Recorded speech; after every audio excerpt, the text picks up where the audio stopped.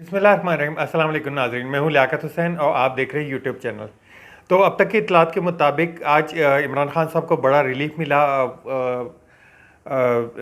High court से उनकी सुबह पेशी थी कल रात, जैसे कि आपको मालूम है कि सुप्रीम कोर्ट ने उनको अपना मेहमान बनाकर जो पुलिस गेस्ट हाउस में ठहराया था, सुबह तकरीबन 11 बजे वो अपने हाई कोर्ट में अपनी समाअत के ऊपर पहुंचे। वहाँ पे उनको जो है काफ़ी तगदो के बाद पहली जो ज़मानत मिली वो उनको जो नैब का केस है उसमें मिली। उसके बाद काफ़ी दफ़ा ये अंदेशा दिखाया गया या अंदेशा हुआ कि जी गिरफ़्तारी की जा रही है दोबारा से। तो उन्होंने एक दफ़ा फिर कॉल ऑफ किया अपनी एहतजाज की टीम को और एहतजाज के लिए क्या कहा। उसके बाद दूसरे बाकी केसेस में भी आहिस्ता आहिस्ता करके उनकी ज़मानत हुई। एट द एंड तमाम केसेस में अल्हम्दुलिल्लाह उनको ज़मानत मिल गई और सुप्रीम कोर्ट हाई कोर्ट ने उनको जो है 22 मई तक के लिए ज़मानत दे दी तमाम केसेस में। और उनको जो है उनकी गिरफ़्तारी किसी भी नए केस में करने से 17 मई तक उनको रोक दिया गया। तो ये अहवाल था उनकी जो केसेस था उनके ऊपर।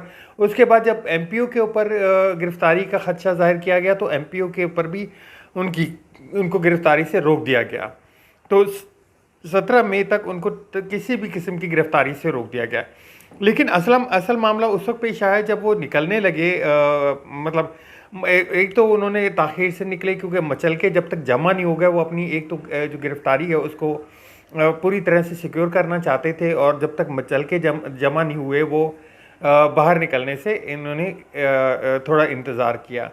उसके बाद जब चल के जमा हो गए उसके बाद भी जो आईजी इस्लामाबाद है उनका कहना ये था कि सर बाहर बहुत ख़तरा है, थोड़ी देर रुक जाए। तो उन्होंने 3 घंटे इंतज़ार के बाद फिर उनको ये कहा कि मैं अगर आप मुझे नहीं जाने देंगे तो मैं एहतजाजन अपने जो लोग हैं उनको एहतजाज के लिए कॉल ऑफ करूँगा। और उन्होंने एक वीडियो भी जारी किया जिसमें उन्होंने कहा कि मुझे आईजी इस्लामाबाद ने रोक के रखा हुआ था कि जी बाहर बहुत ख़तरा है, और ऐसा कुछ भी नहीं था।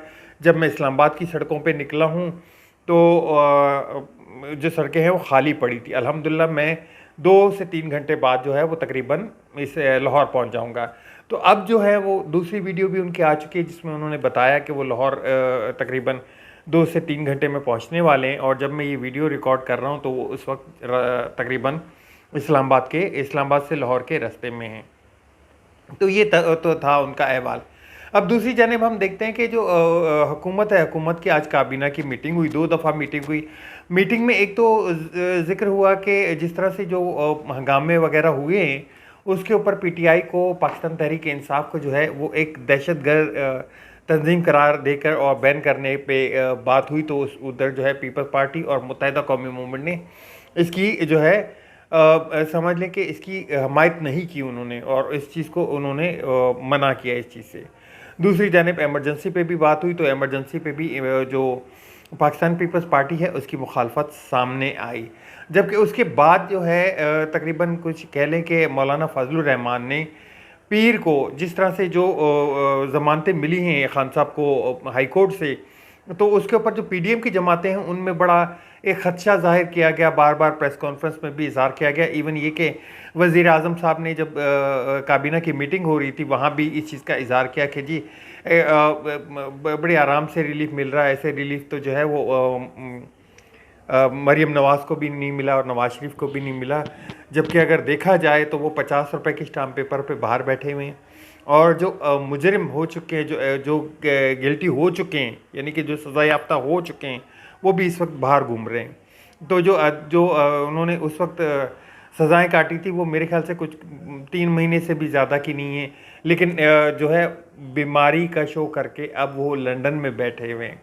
वो इनको जो है वो समझ लें कि रिलीफ नज़र नहीं आ रहा। रिलीफ ये नज़र आ रहा है कि जो केसेस हैं उनके ऊपर इमरान खान साहब को ज़मानत क्यों मिली। उसके बाद जो मौलाना फजलुर रहमान साहब हैं, मौलाना फजलुर रहमान साहब ने भी सेम इसी तरह के कुछ खदशात का जिक्र किया, और उन्होंने एक तरह से धरना देने का जो है सुप्रीम कोर्ट के बाहर पीर वाले दिन उन्होंने भी ऐलान कर दिया। वहाँ पे आपको बताता चलूँ दफ़ा 144 लगी हुई है, उसके ऊपर भी जो उन्होंने धरना देने की बात की है। अब देखते ये है कि जिस तरह पाकिस्तान तहरीक इंसाफ के लोग निकलते हैं यकजहती के लिए सुप्रीम कोर्ट की, तो उनके ऊपर डंडे बरसाए जाते हैं, उनके ऊपर जो है आंसू गैस फेंकी जाती है। अब देखते हैं कि जी मंडे वाले दिन अगर ये धरना देते हैं तो हुकूमत इनसे कैसे डील करती है। लेकिन हुकूमत, मेरे जो ख्याल है कि सिवाय पाकिस्तान पीपल्स पार्टी का ये कहना ये है कि वो पीडीएम की हमायत में है, पीडीएम के साथ हैं, लेकिन पीडीएम के अंदर नहीं है, वो पीडीएम के साथ हैं। अब वो क्या इसमें वो करती है, लेकिन पीडीएम की जमात एक तरह से कह लें कि उन्हीं के धरना होगा तो उस पे पर पुलिस कैसे फिर रिएक्ट करती है, या तो दफ़ा 144 हटाई जाएगी या फिर उनका धरना।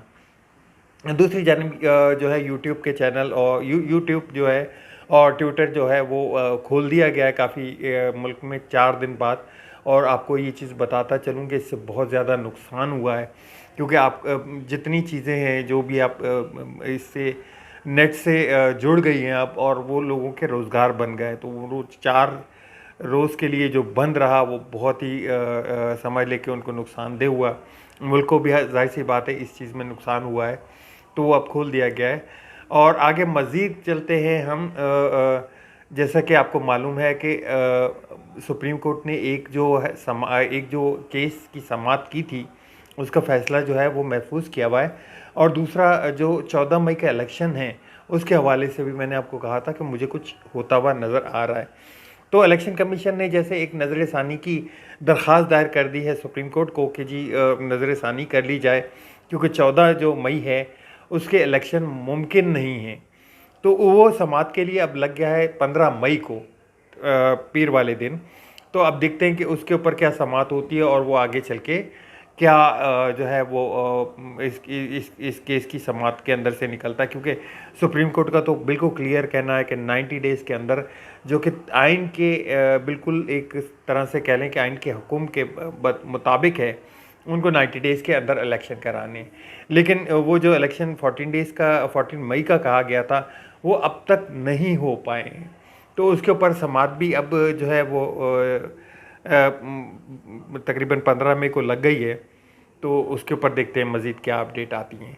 तो अब तक के लिए इतना ही। मज़ीद मिलते हैं नेक्स्ट व्लॉग में मज़ीद अपडेट के साथ। अपने दोस्तों का ख्याल रखिएगा, चैनल को शेयर ज़रूर कीजिएगा, चैनल को सब्सक्राइब ज़रूर कीजिएगा। आपके कमेंट का इंतज़ार रहेगा, लाइक का बटन दबा दीजिएगा। अल्लाह हाफ़िज़। पाकिस्तान जिंदाबाद।